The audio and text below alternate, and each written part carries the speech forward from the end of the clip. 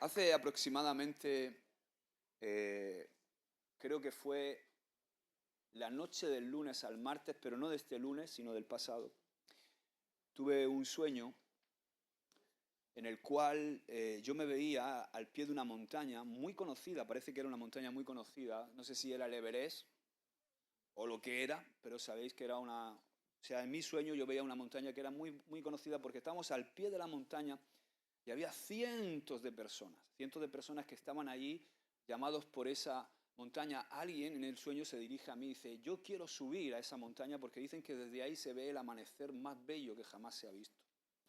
Y ahí había mucha gente, era un lugar muy conocido, muy concurrido, y había mucha gente echándose fotos, haciéndose selfies al pie de la montaña, con la montaña al fondo.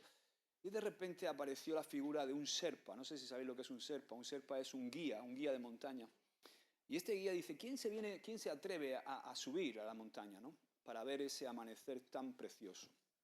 Bien, enseguida se dispusieron algunos, un grupo de hombres, vamos, vamos, y empezaron a seguir a ese Sherpa subiendo por la montaña, por la ladera de la montaña hacia arriba, y otros se quedaron abajo, simplemente seguían haciéndose selfie, como diciendo, estamos aquí al pie de esta famosa montaña, ¿no?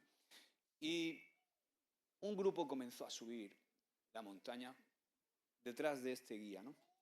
Cuando empezó a ponerse un poquito complicada la subida, resulta que algunos dijeron, no, no podemos seguir, ¿no? Aquí empieza a faltar oxígeno, no nos encontramos bien, vamos a volver, volvemos abajo al pie de la montaña, volvemos a casa, no queremos continuar, ¿no? Otros, en cambio, continuaron detrás del guía y siguieron subiendo, estaban determinados a llegar a la cima, querían llegar a la cima, siguieron con el guía.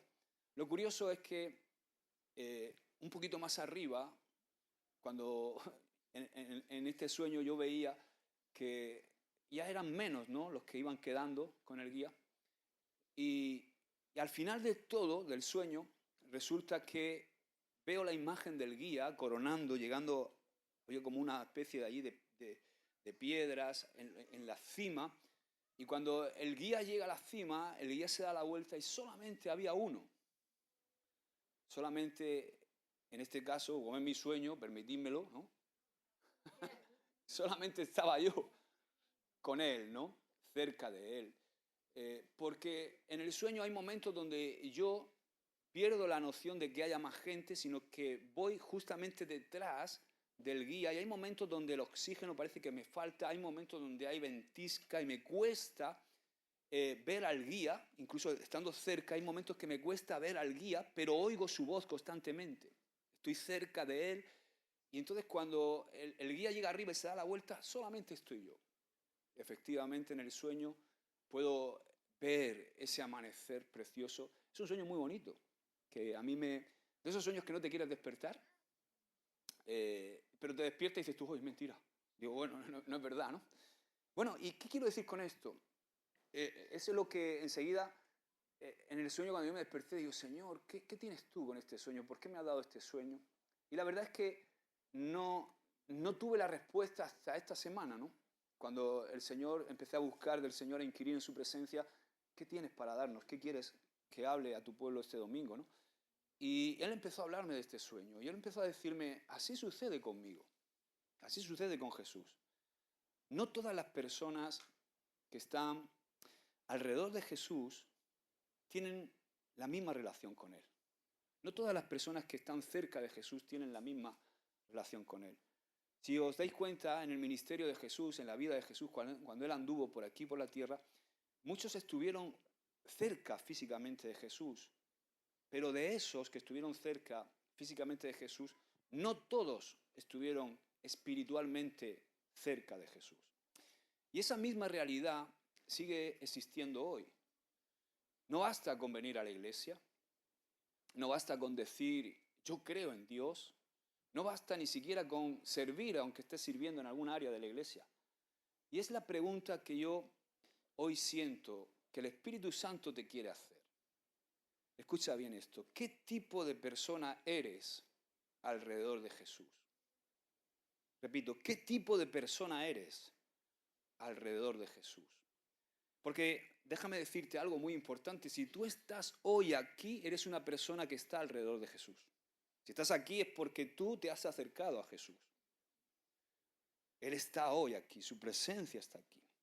Pero, ¿qué tipo de persona quieres ser alrededor de Jesús? Esa es la pregunta.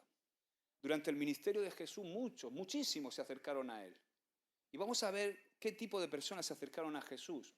Y en este tipo de personas que se acercaron a Jesús, vamos a identificarnos. ¿Quiénes somos nosotros? ¿Qué tipo de persona eres alrededor de Jesús? El primer estrato, el primer tipo de personas que se acercaron a Jesús son las multitudes. Dice Juan, capítulo 6, verso 26, me buscáis no porque habéis visto las señales. ¿Qué está diciendo Jesús aquí? Me buscáis no porque habéis visto las señales que señalan que yo soy el Mesías. Sabéis que Jesús estaba hablándole a un pueblo judío que esperaba a su Mesías. Y ya había señales indubitables de que Jesús era quien decía ser. Pero aún así los judíos no estaban creyendo las señales. Entonces él dice, me buscáis no porque habéis visto las señales que señalan que yo soy el Mesías. Me buscáis porque habéis comido pan y os habéis saciado. O sea, había un montón de gente que estaba siguiendo a Jesús no porque Él era el Mesías, sino porque Él hacía milagros, porque Él les había alimentado con pan, porque Él los había saciado en sus necesidades. Jesús siempre estuvo rodeado de multitudes en su ministerio. Miles de personas recorrían kilómetros, miles de personas les seguían. El ministerio de Jesús era un ministerio famoso en toda Palestina y era un ministerio espectacular. En Mateo 5, verso 1 dice, viendo la multitud, Jesús viendo la multitud subió al monte y sentándose vinieron a él sus discípulos. O sea, había una gran multitud. En Mateo 4, 25 vemos que dice, y le siguió mucha gente de Galilea, de Decápolis, de Jerusalén, de Judea y del otro lado del Jordán. O sea, fue una revolución el ministerio de Jesús. Multitudes venían a escucharle hablar. ¿Os acordáis de la alimentación de los 5.000, de la alimentación de los 4.000? En Marcos 3 dice que le siguió una gran multitud. ¿Por qué? Porque había sanado a muchos. O sea, el ministerio de Jesús era famoso, era espectacular. Pero Jesús sabía algo. Él sabía que no todos los que le seguían a Él realmente. Muchos estaban buscando ser sanados, estaban buscando provisión, estaban buscando un milagro, estaban buscando ser liberados de ciertas ataduras. Estaban buscando emocionarse con los milagros portentosos que hacían o ver un espectáculo como hoy vamos a ver un espectáculo al cine, al teatro.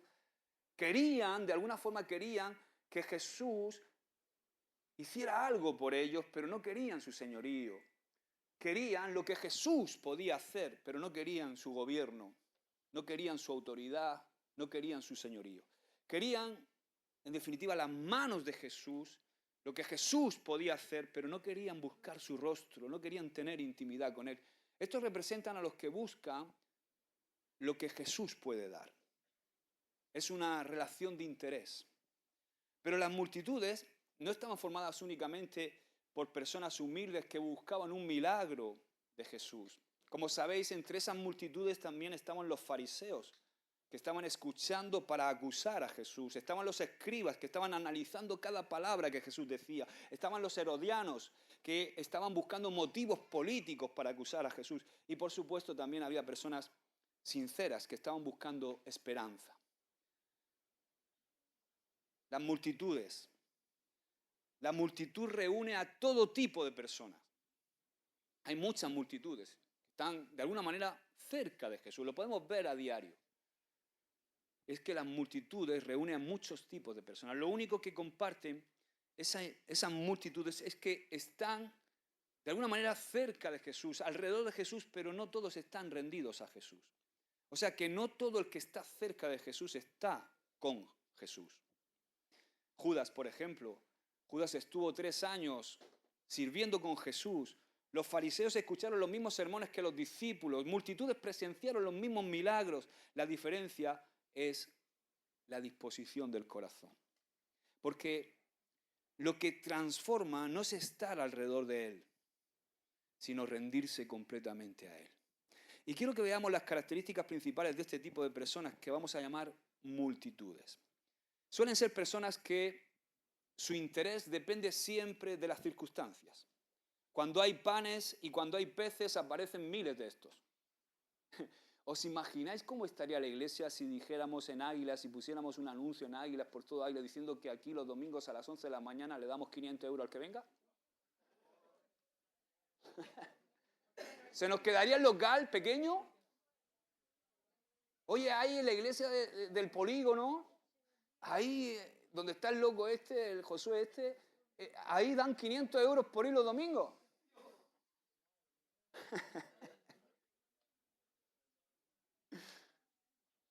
Sí, pues se nos llenaría el lugar, ¿verdad?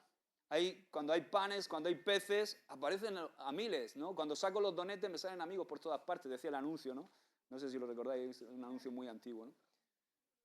Pero en cambio, estos mismos, cuando hay cruz, cuando hay sacrificio, cuando hay entrega, desaparecen. ¡Chup! Estas multitudes son las mismas que el domingo de Ramos, cuando Jesús entró a Jerusalén, decían, ¡Hosana al Rey de Israel! Esas multitudes que decían, ¡Hosana al Rey de Israel! 5 días después estaban diciéndole a Pilato, ¡crucifícalo! ¿Por qué? Porque este tipo de personas, las multitudes, están dentro de este grupo, cambian según sopla el viento. Y hoy sigue ocurriendo esto. Hay personas que solamente buscan a Dios cuando tienen problemas. Cuando tienen problemas en su familia, cuando tienen problemas en su economía, cuando tienen problemas matrimoniales, cuando tienen problemas con un hijo, con una hija, con hijos rebeldes, cuando necesitan trabajo, cuando quieren un milagro en su vida, cuando están quizá atravesando por un proceso de enfermedad, se acercan y cuando todo mejora, desaparecen. O cuando no ven los resultados que quieren, desaparecen. ¿Por qué? Porque realmente no aman a Cristo. Solamente aman los beneficios que Cristo les puede dar. Y me hace gracia porque muchos tratan a Dios como el seguro del coche. ¿Cuántos pensáis en el seguro del coche al día? No, pero cuando tiene un accidente o un golpe, ¡ay! El seguro. Nadie se acuerda del seguro. Tú te levantas un lunes y dices tú, ¿el seguro del coche? No. Muchos tratan a Dios igual, ¿no? Como el seguro del coche. Lo recuerdan únicamente cuando ocurre algo. Charles Spurgeon, el predicador, dijo, muchos desean la corona de Cristo, pero pocos aceptan llevar su cruz. Pero ¿sabéis qué? Lo bueno, oye, no está mal ser multitud, porque ser multitud es estar cerca ya de Jesús. O sea, las multitudes anduvieron cerca de Jesús. Y ¿sabes? Lo bueno de esto es que en el ministerio de Jesús hubo personas que entre esa multitud dieron un paso más. O sea, no solamente escucharon, sino que comenzaron a creer. Y ese es el segundo grupo de personas alrededor del ministerio de Jesús. Hemos dicho las multitudes y ahora digo los creyentes. Ese segundo grupo. ¿Cuántos sois creyentes? ¿Sois creyentes o no? Amén, ¿no? Dice Juan 8:30, mientras él decía estas cosas, muchos creyeron en él. ¿Cuántos? Muchos. ¿Sabes? Creer es el paso determinante en tu vida. Creer es un paso enorme, pero no significa necesariamente seguir a Jesús. Santiago dice que los demonios creen y tiemblan. O sea, wow, Satanás cree, pero su creencia no cambia su naturaleza. Pese a que cree, sigue siendo malo. Sigue haciendo las mismas obras de maldad. Y muchos dicen creer, pero su creencia no los cambia. ¿Cuántas veces habéis oído? Yo creo en Dios. Yo lo oigo todos los días. Digo, si yo creo en Dios. Muchos dicen que creen, pero su creencia no transforma su vida. Este grupo de personas tiene las siguientes características. Aceptan que Jesús es el Salvador. Sí, Jesús. Yo creo que Jesús fue el Salvador. Pero todavía gobiernan ellos su vida. No le entregan el gobierno de su vida a Jesús. Dicen, Jesús es importante, pero no es el Señor en algunas áreas de su vida. Aún no le han rendido áreas de su vida. Hay habitaciones del corazón donde Cristo tiene el acceso restringido aún. Y esto sucede muchas veces cuando decimos, no, yo creo en Dios, pero las decisiones importantes de mi vida, Dios está allá arriba en el cielo, las castañas del fuego ya me las saco yo, las decisiones importantes de mi vida, como con quién me caso, qué voy a trabajar, con quién me junto, con quién no me junto. Esas decisiones ya las tomo yo y no tengo que consultarle a Él para nada. Yo creo en Dios, pero perdonar, perdonar voy a perdonar cuando me apetezca, cuando yo lo sienta. Perdonar, no, quiero seguir aquí con esta amargura 20 años, sin perdonar. Yo creo en Dios, pero voy a servir, no que abusan de mí. Servir cuando tenga tiempo. Yo creo en Dios, pero obedezco lo que me interesa de la Biblia. Lo que no me interesa, bueno. Es como alguien que se apunta al gimnasio, ¿no? Paga la cuota y empieza a hablarle a todo el mundo por la calle. No sé si habéis dado cuenta de eso, ¿no? El tipo se apunta al gimnasio, paga la cuota y empieza a hablarle, me apunto al gimnasio, tengo una agujeta, me apunto al gimnasio y tal, y empieza a hablarle a todo el mundo, no, estoy yendo al gimnasio, sí, estoy yendo al gimnasio, pero no va. Le habla a todo el mundo del gimnasio, pero no va. Paga la cuota, paga el gimnasio, pero no va al gimnasio. ¿Qué quiero decir con esto? Que no solamente basta con apuntarte al gimnasio, tienes que ir y moverlo. Si no, o sea, creer está bien, pero creer no transforma. Lo que transforma es obedecer. O sea, la fe que no produce obediencia no es una fe auténtica, no es una fe salvadora. Es importante que nos preguntemos esto. Es muy importante esto. ¿Qué tipo de fe tengo? Porque yo sé que si os pregunto a todos creéis en Dios. De alguna manera todos creéis en Dios.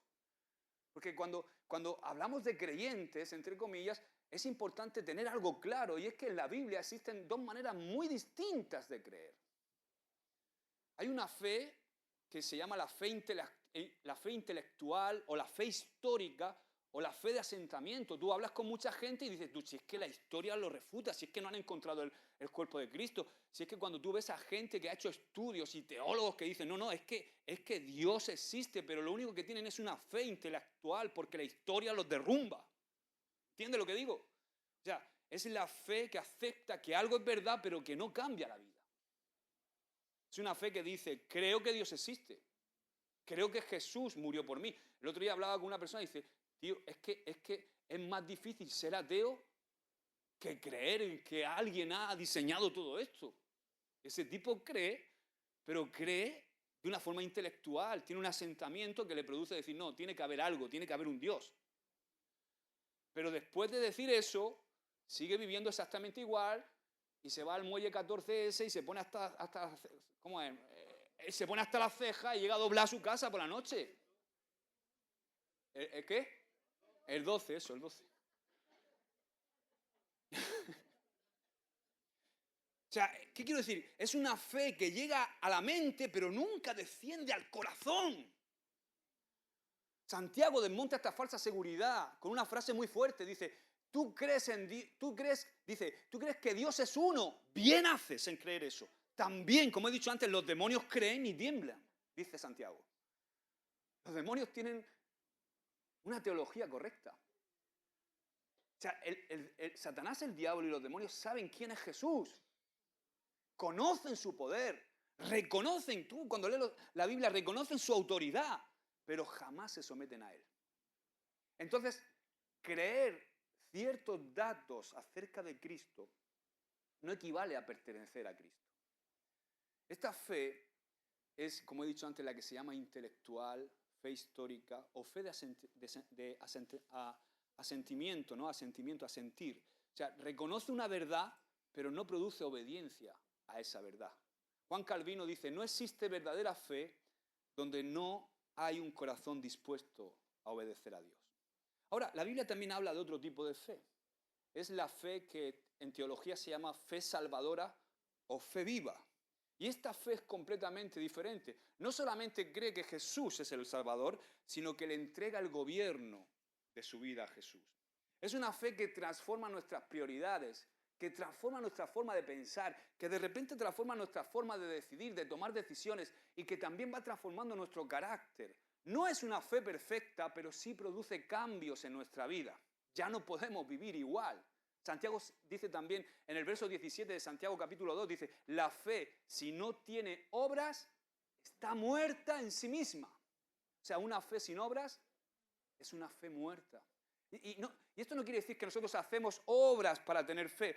No, quiere decir que como tenemos fe, hacemos obras. O sea, las obras no son las que producen la salvación. Esto lo dice Romano. No es por obras y también Efesios, sino por fe. Es por creer, es por gracia, como ha dicho. Las obras no producen la salvación, pero las obras son la evidencia de que la salvación ha llegado a tu vida. Un cristiano no obedece para ser salvo, obedece porque ya ha sido salvado, porque ha sido transformado por el amor y por la gracia de Dios. Dietrich Bonhoeffer dice, solo el que cree, obedece, y solo el que obedece, cree. Me encanta Dietrich Bonhoeffer porque siempre sus frases son fáciles. Solo el que cree, obedece, y solo el que obedece, cree. Imagínate, Dios no lo quiera, que tienes un cáncer. Y de repente un médico descubre un medicamento que cura el cáncer. Se está trabajando mucho en eso, ¿no? Ojalá.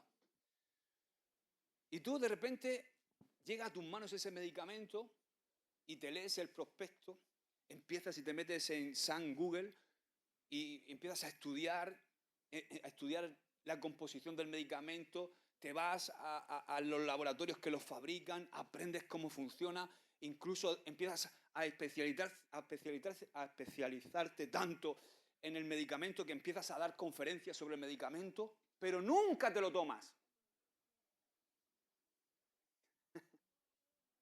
¿Verdad? ¿Tienes cáncer? Te obsesionas con el medicamento que cura el cáncer y empiezas a hablarle a todo el mundo y empiezas a estudiarlo. Y resulta que hay otro paciente que está igual que tú con cáncer, que sabe muchísimo menos que tú del medicamento, pero que le han dicho que el medicamento lo puede salvar y hace así, y se lo toma. Y se sana. ¿Cuál de los dos creyó? ¿Quién creyó realmente? ¿El que estudió? ¿El que se tiró años estudiando la composición del medicamento y dando charlas sobre el medicamento o el que se lo tomó?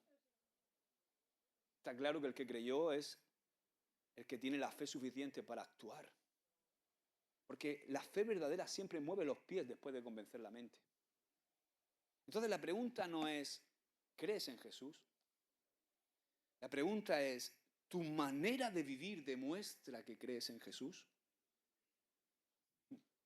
Porque la fe auténtica no solamente cambia tu destino en cuanto a la eternidad, también cambia tu manera de vivir today, hoy. Si crees que Jesús es quien dijo ser, ¿quién dijo ser? Yo soy el camino, la verdad y la vida. Si tú crees y nadie viene al Padre si no es por mí, si tú crees que Jesús es quien dijo ser, no puedes seguir viviendo igual. Y esto a veces a nuestro ego le da mucho miedito.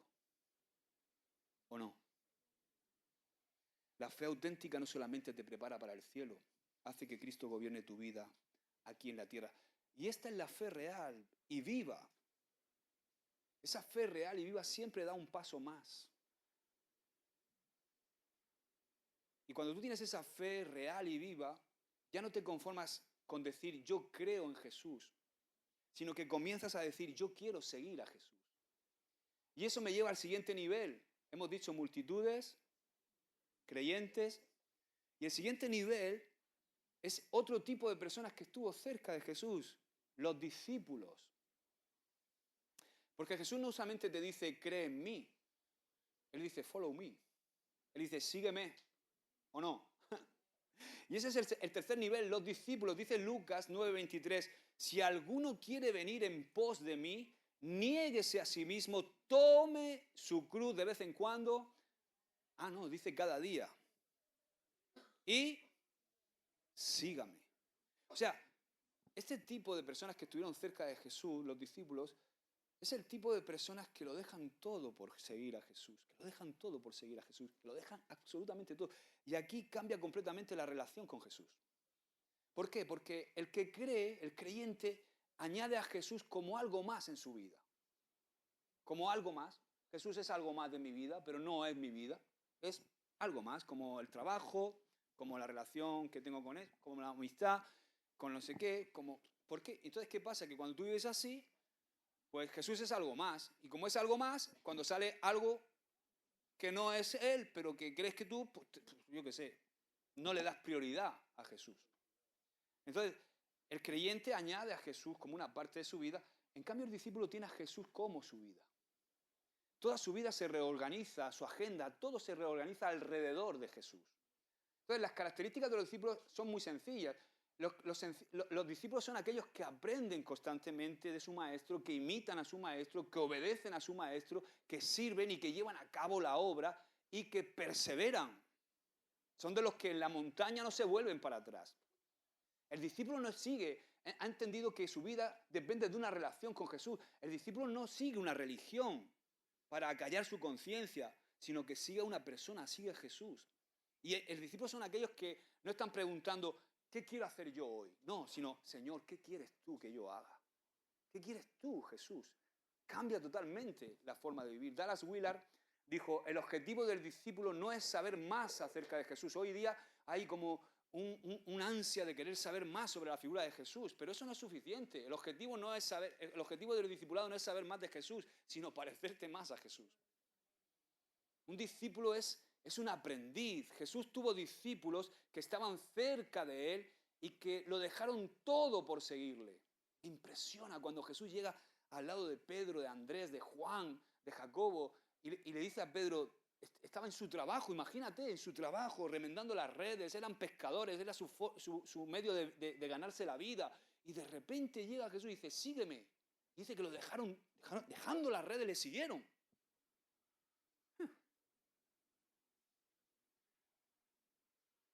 ¿Tú te imaginas? Que te dicen, déjate el trabajo ahora mismo y sígueme. ¿Eh? ¿Dónde te has caído tú? ¿De qué nido te has caído? ¡Wow! A veces leemos la Biblia muy rápido, ¿verdad? Pero estos son los que dejaron todo por seguir a Jesús.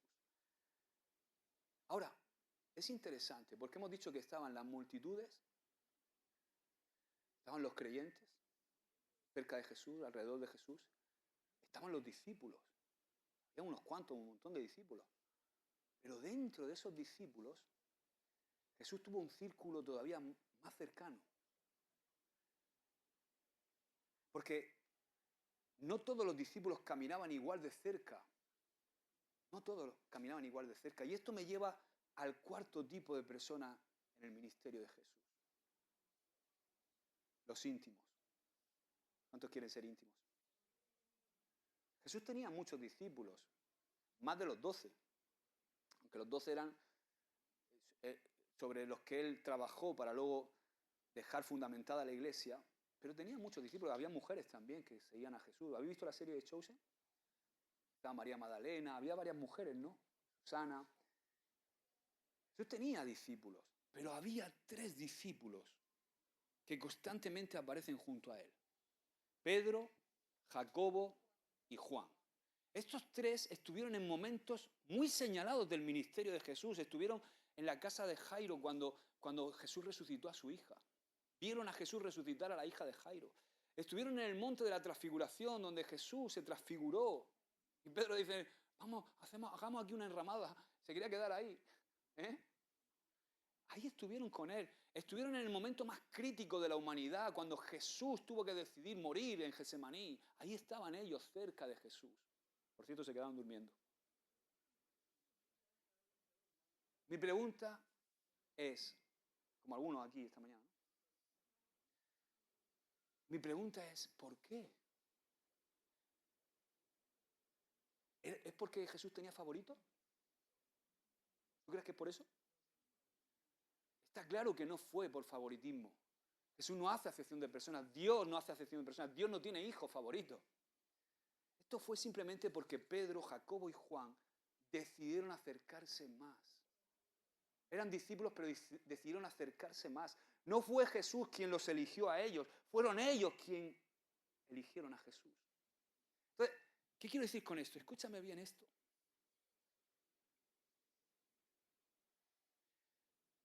La intimidad con Jesús jamás, nunca va a ser por imposición. Siempre va a ser por elección. Jesús nunca te va a imponer la intimidad con él. Eres tú, soy yo. Somos nosotros quienes tenemos que elegir la intimidad con Él. Los íntimos tienen las siguientes características. Mira, son los que conocen el corazón de Jesús. Son los que conocen por qué sus lágrimas debieron llorar. Lágrimas, sangre, sudar sangre. Son los que conocen sus cargas, son los que conocen sus silencios, son los que conocen sus anhelos y sus deseos. No solamente conocen los milagros, conocen las emociones, conocen lo que Jesús sintió. Fueron los que estaban cerca de Él cuando resucitó a Lázaro y vieron a Jesús llorar. Conocen el porqué, no solamente conocen los milagros, sino conocen el porqué. No solamente ven las obras, sino conocen el propósito. ¿Os acordáis cuando alimentó a los 5.000? Sí, ¿verdad? Ahora, allí había multitudes, ¿verdad? Y había también creyentes. Y había discípulos. Ahora, dime tú, ¿quién fue de todos los que habían allí los que se enteraron de lo que había sucedido allí? Porque si tú eres de las multitudes, quizá de las multitudes, incluso eres un creyente de las multitudes, Jesús dijo que se recostaran. Y ellos se recostaron. ¿Y qué recibieron ellos? Un trozo de pan y un trozo de pez. Pero ¿quiénes fueron los que sabían que al principio había solamente 5 panes y 2 peces? ¿Quiénes eran los que sabían eso? Los discípulos. O sea, los demás recibieron un trozo de pez sentado en la ladera, un trozo de pez y un trozo de pan, pero no tenían ni idea de lo que había sucedido. ¿Quiénes fueron los que recogieron 12 cestas llenas después de alimentar a 5.000? Los discípulos. Porque los que están cerca de Jesús saben lo que Jesús está haciendo. Los demás solamente reciben el milagro. Pero estos sabían lo que había sucedido. Sabían que habían empezado con solamente 2 peces y 5 panes y que aquello se había multiplicado. Sabían que había sucedido un milagro, que Jesús había hecho un milagro. Amén. Y sabían por qué también. Porque Jesús les reveló su corazón. ¿Cuál era el corazón de Jesús? Sentía compasión por aquellos que habían estado escuchándole y no quería enviarlos a casa y volver a casa sin comer. ¡Wow! Hoy estamos en un día especial, ¿verdad? Es la final del Mundial. ¿Cuántos se habéis dado cuenta de eso? ¿Alguien se ha dado cuenta de que estamos de Mundial? No, ¿verdad? Muchos defienden que Messi es el mejor jugador de la historia y yo estoy de acuerdo. Estoy de acuerdo por cómo juega y también por lo que ha durado en los años. Quizás ha habido jugadores que aún han tenido más talento, pero no han tenido esa longevidad. Entonces, hay personas que conocen a Messi porque lo ven por televisión. Sí, por mucho que lo quiera, solamente lo conoce de verlo por televisión. ¿Verdad? Otras personas que entrenan con él a diario, que están en el staff del equipo. Hay otras que quizás son su seguridad personal, otras que son su cocinero particular o que son su masajista, su preparador físico, su peluquero. Pero solamente unos pocos comen con él en su mesa y solamente una, creo, duerme con él. ¿O no? ¿Verdad? ¿Cuál es la diferencia? La intimidad. La intimidad es la diferencia. A.W. Tozer dice, Dios revela sus secretos a los que caminan cerca de Él. ¿Cuántos quieren ser íntimos? ¿Cuántos quieren ser íntimos? Wow. ¿Sabes? Yo quiero ser íntimo. Cuando el Señor me daba este mensaje, yo lloraba mucho, porque yo quiero ser íntimo. No me quiero conformar con ser discípulo. Pero es que te confieso algo, porque el Señor tenía guardado, en esta semana cuando yo estaba meditando en todo esto, tenía guardado algo para mí.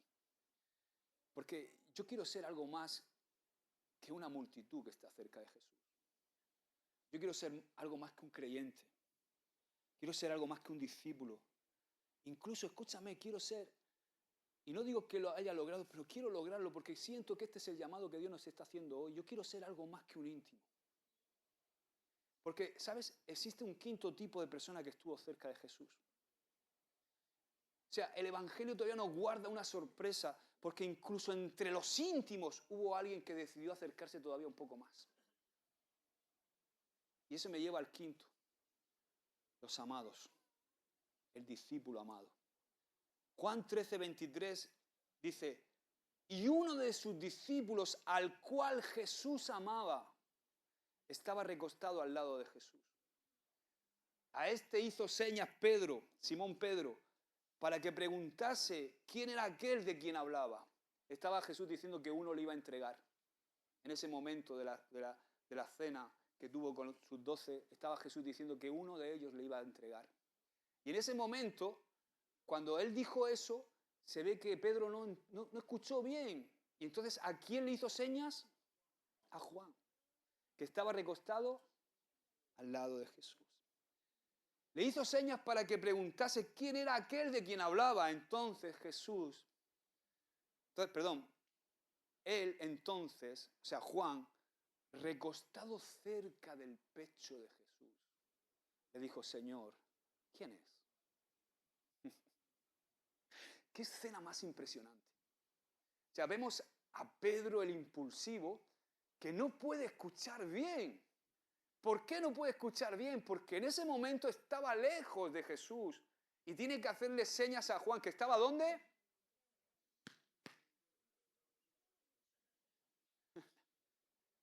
O sea, Juan no necesitaba alzar la voz, porque estaba sobre el pecho de Jesús. Estaba escuchando sus latidos, estaba escuchando los latidos de su corazón, incluso estaba escuchando el susurro de su boca. ¿Sabes? Esto no es solamente una postura física, esto es un reflejo de una relación espiritual. Mientras había discípulos, incluso íntimos, que necesitaban preguntar, Juan ya estaba situado en la posición donde podía oír nítidamente. Y sabes, esta es la enseñanza para hoy. Esto es lo que me gustaría que pusieras, si quieres poner en tus redes sociales. Escucha esto. Los que viven recostados en el pecho de Jesús escuchan lo que otros no oyen. Los que viven recostados en el pecho de Jesús escuchan lo que otros no oyen. ¿Sabes? Los discípulos, amados, son los que disciernen lo que el Espíritu Santo está diciendo. Son los que tienen dirección cuando otros tienen confusión. Son los que traen paz cuando otros traen ruido, cuando otros traen temor. Son los que hablan con el sentir de Cristo. Son los que sirven con el amor de Cristo. Son los que ven lo que Jesús está haciendo antes que el resto, antes incluso que suceda. ¿Sabéis? Yo le estaba preguntando al Señor, porque siempre me gusta cotejar esto. Digo, Señor, ¿hay algún ejemplo en el Antiguo Testamento de alguien así? Y el Señor me llevó a Moisés. Moisés es el ejemplo del Antiguo Testamento. Moisés fue el hombre que más cerca estuvo de Dios en el Antiguo Testamento. Fijaos que le pidió a Dios verlo y llegó a ver sus espaldas. Nadie estuvo jamás tan cerca de Dios en el Antiguo Testamento como Moisés. Sin duda Moisés fue amigo de Dios. Y por eso dice, fíjate, el Salmo 103, verso 7 dice, a Moisés dio a conocer sus caminos y a los hijos de Israel sus obras. En la Nueva Traducción Viviente dice, dio a conocer su carácter. Dios dio a conocer su carácter a Moisés. Y sus obras al pueblo de Israel. ¡Wow! O sea que podemos tener una relación de ese tipo con Jesús. Porque fijaos, cuando Juan habla de sí mismo como el discípulo a quien Jesús amaba, él no estaba presumiendo, él estaba hablando de cómo él fíjate, él no utiliza la palabra Juan en su evangelio, ni se nombra a él mismo, sino él dice que él era el discípulo a quien Jesús amaba. Estaba hablando de su identidad, estaba hablando diciendo, antes que discípulo, antes que cualquier otra cosa, antes que ser un apóstol, antes que ser un enviado, lo que yo soy es una persona amada por Jesús.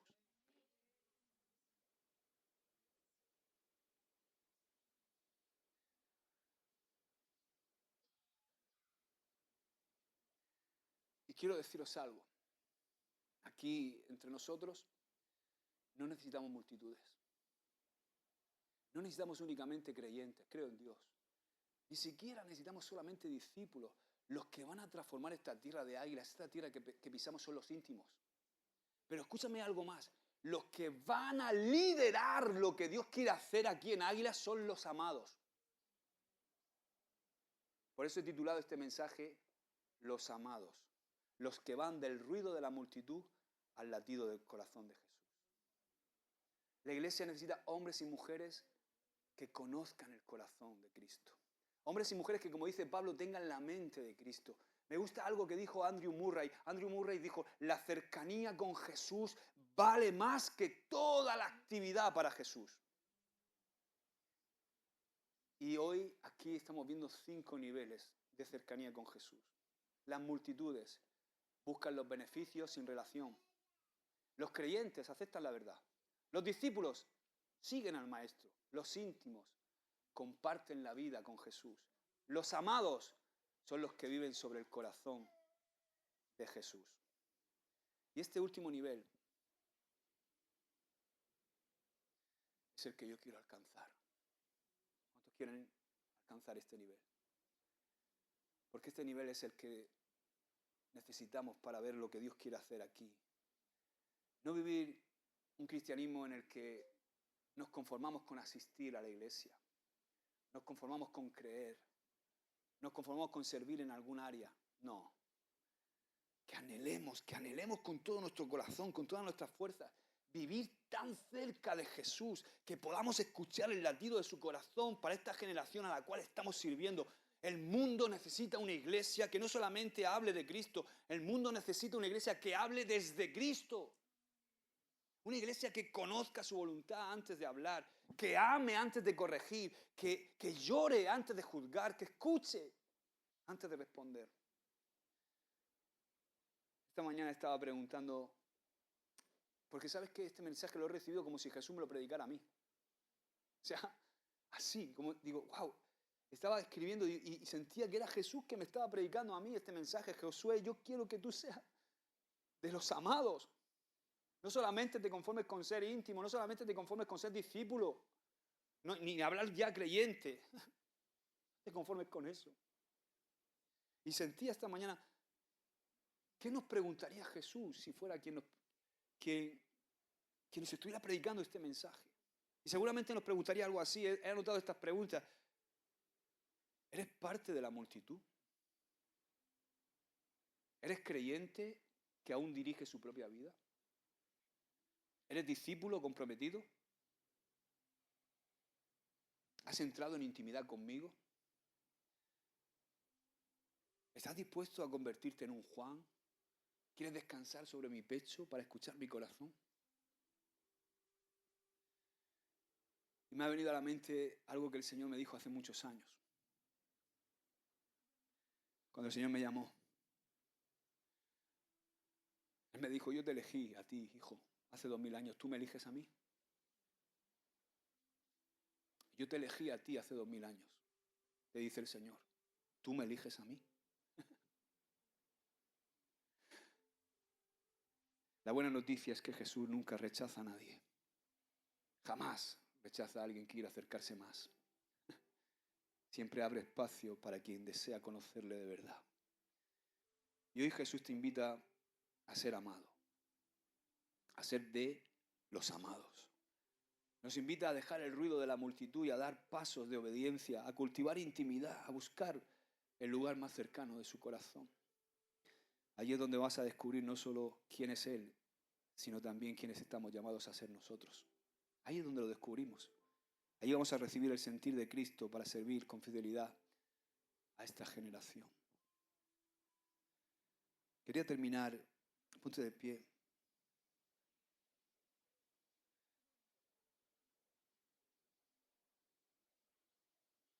No has leído WhatsApp, ¿verdad? Quería terminar con una canción, pero no sé si la vamos a poder cantar, pero vamos a orar, Padre. Aquí estamos, Señor. Tú nos hablas hoy. Nos habla, Señor, de esta forma tan paternal y con tanto amor, Señor. No queremos ser solamente parte de la multitud, Señor. Ni mucho menos solamente conformarnos con una fe, Señor, que no produce nada en nosotros. No queremos conformarnos con ser creyentes. Queremos ser tus discípulos, pero no solamente tus discípulos comprometidos con tu causa, sino queremos ir a intimidad contigo, queremos ser de los íntimos. Yo te pido, Señor, que podamos ser de los que se recuestan en tu pecho, que descansamos sobre ti, Señor. Yo quiero elegirte a ti. Ayúdame, Señor, como decían los discípulos, ayuda, Señor. Ayuda a mi incredulidad, ayuda a mi falta de fe a veces, Señor. Quiero amarte, quiero creerte, Señor.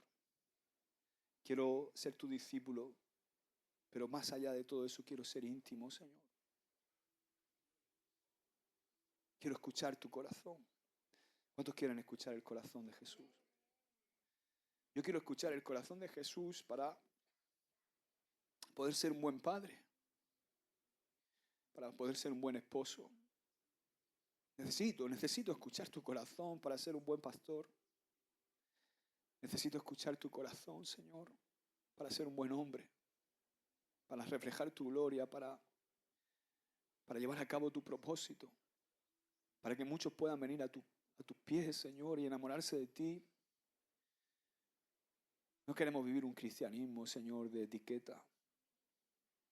Queremos vivir, Señor, una fe real, viva, salvadora, Señor.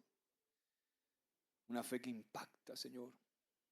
Que podamos escuchar, Señor, lo que hay en tu corazón y anunciarlo.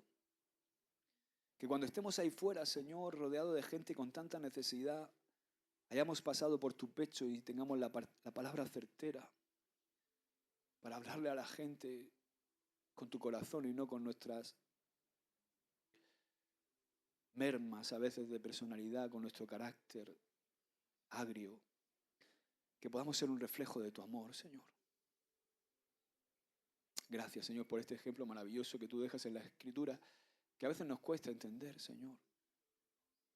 Como que había uno que era el amado. Pero tú no amas a todos. No era que tú amaras más a Juan, era que Juan te amaba más a ti que el resto. Por eso le vemos constantemente cerca de ti, Señor. Me viene a la mente la imagen de cuando Jesús estaba caminando con Pedro, cuando estaba restaurando el corazón de Pedro, porque Pedro le había negado 3 veces y estaba Juan por ahí. Era un pesado, Juan. Yo quiero ser un pesado, Señor, para ti. Gracias, Señor. Quiero terminar dando gloria a Dios y dar un aplauso al Señor. Oh, gracias.